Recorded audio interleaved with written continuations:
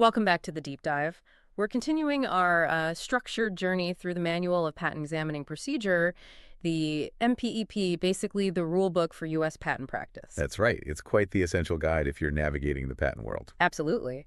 And today we're tackling a really specific but super important bit of administrative machinery.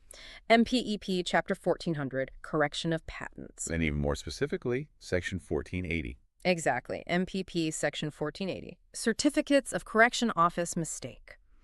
So our mission today is figuring out the official process, the legal steps, for fixing an error in a patent when the mistake wasn't made by the inventor, but by the USPTO itself. Yeah, I mean, what happens when the government makes a slip-up on such a critical document? That's the core question. And just quickly, before we dive in, this whole deep dive series is part of a larger project. Right, and we really need to give a shout out to Mike Shepard, our creative director. Yeah. His vision in putting together this MPEP audio series is, well, it's why we could break this down so systematically for you. Couldn't agree more. Okay, so let's get into the nuts and bolts of this correction process. We're not just talking about fixing a typo here, are we? This sounds like it has real legal teeth. Oh, definitely. This isn't just an editorial note. The power to make these corrections is actually embedded in the law. Which law specifically? We're looking at 35 U.S.C. 254, and that's paired with the regulations in 27 CFR 1.322. Together, these give the director of the USPTO the formal authority to issue something called a certificate of correction. Okay, certificate of correction. So the director issues this piece of paper, or maybe it's digital now. But here's the crucial part, the sort of aha moment for anyone listening. What power does the certificate actually have? Does it just get stapled to the patent? No, it's much more fundamental than that. And this is where Section 254 really kicks in. Once issued, that certificate becomes an official part of the patent record. It clearly states what the mistake was. Right. And this is the key, carries the exact same legal effect as if the patent had been published correctly in the first place. Whoa, okay, so it's retroactive. It effectively rewrites history for that patent. Precisely. That retroactive legal effect is huge. Think about it.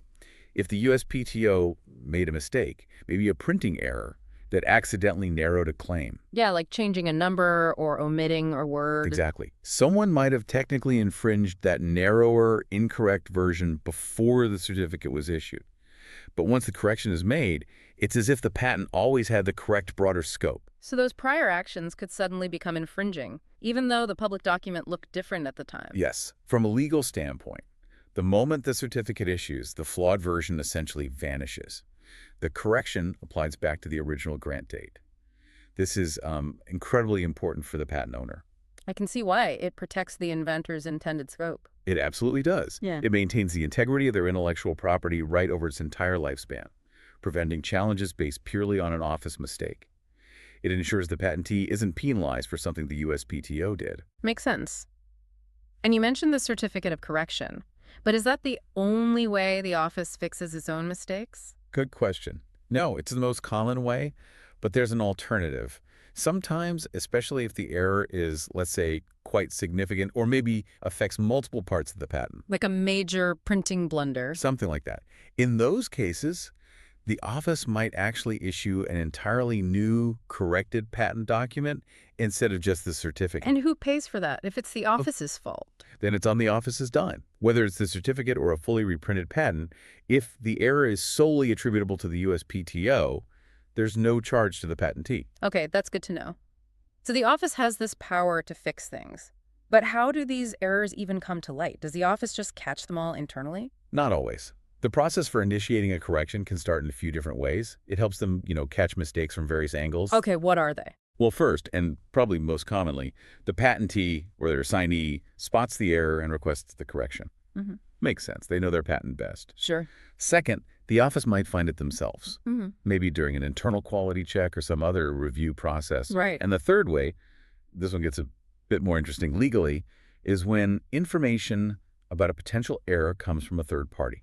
Ah, okay. Now, this is where I always get curious, because usually the public can't just jump into a patents file after it's issued, right? So what power does a third party, just a member of the public or maybe a competitor, actually have here under 1480? That's where the MPP draws a very clear line. And it's quite strict. How so? Can they force a correction if they spot an obvious mistake? No, they can't. Third parties do not have legal standing to compel the USPTO to issue a certificate. They can send in the information, yes. If they spot what looks like a clear clerical error, they can flag it for the office. But the office doesn't have to do anything. Correct. The USPTO is under no obligation to respond to the third party or even act on the submission. They won't even tell the third party what they decided. Wait a minute. If the whole point is accuracy and maintaining the quality of the patent record, and someone points out a really clear error, maybe something that makes a claim invalid as written, isn't it a bit weird that the office can just ignore that? It seems almost counterproductive. It can seem that way, yeah. It feels like a paradox. But it's really about striking a balance. The policy allows the office to use the information for quality control. They can look into it and decide to act on their own initiative if they think it's warranted. Okay. But, and this is the crucial balance, it prevents the system from getting bogged down. If any third party could force the office into a correction proceeding, it could lead to endless challenges and uncertainty long after the patent is issued. It protects the finality of the grant. Ah, I see. So it's about efficiency and preventing harassment, maybe. They take the tip, but they don't give the tickster the power to launch a whole new legal fight. That's a good way to put it. It's about administrative efficiency and finality.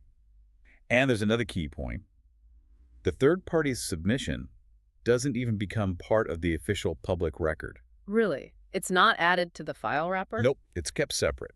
The office might review it internally, use it for quality checks, but it doesn't become part of the patent's official prosecution history that everyone can see. Okay, that definitely keeps the process more streamlined. All right, let's shift gears a bit into Section 3 of the MPP chapter here, because not all mistakes are treated the same, are they? Not at all. The rules make a clear distinction. Between what? Between what they call trivial errors and significant errors. Trivial versus significant. Okay, what counts as trivial? Like a typo. Exactly. Simple typographical slips. Maybe a misspelled name, a missing comma in the abstract, something that doesn't really cloud the meaning or change the scope of the invention. And for those minor things, the office might not even issue a formal certificate. They might just place a letter in the official file record noting the correction. It's faster, less formal. Saves everyone time and money, I imagine. Definitely. But if the mistake is significant, Meaning it actually affects the clarity or, more importantly, the scope of the patent, especially the claims, well then, a formal certificate of correction under that statute, 35 U.S.C. 254, is required. Can you give an example of a significant error? Sure. Let's say during printing, a key limitation in Claim 1, like a temperature less than 50 degrees Celsius, got printed as a temperature less than 500 degrees Celsius. Wow, yeah, that's a huge difference in scope. Massive difference. That's a significant error. You absolutely need a formal certificate to fix that and bring the patent back to what the prosecution history actually supports. Got it. So if you're a patentee and you have one of these significant errors that needs fixing, you want it done fast. What's the best way to approach the USPTO to make that happen smoothly? Well, the MPP encourages using a specific form, PTO-SB 44. It's also known as PTO 1050.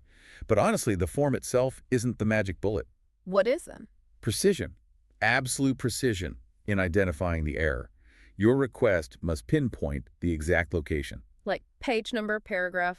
Even more specific, column number and line number on the printed patent. Or, if it's in a claim, the claim number and the line number within that claim. Why so granular, down to the line number? Think about the sheer volume the USPTO handles. You can't just say there's a mistake somewhere in Claim 3. You need to tell the administrative staff exactly where to look. Column 6, line 25, the word not was omitted before greater than. Okay, so you're basically giving them GPS coordinates for the error. That's a perfect analogy. That level of precision lets them quickly verify the error against the official record, like the allowed application, and issue the correction accurately without having to re-examine the whole document. That makes sense. It puts the onus on the patentee to do the detailed work up front. And if they provide that precision, and it's clearly the office's mistake, can they get it fixed quickly? Is there an expedited path? Yes, there is. The office does provide for expedited issuance of the certificate. But there's a catch. Always a catch. Well, it's a standard of proof thing. Yeah. The error has to be, and this is the key phrase, demonstrably attributable solely to the office. Solely. Meaning zero fault on the patentee side. Exactly. And you can't just claim it was their fault. You need evidence.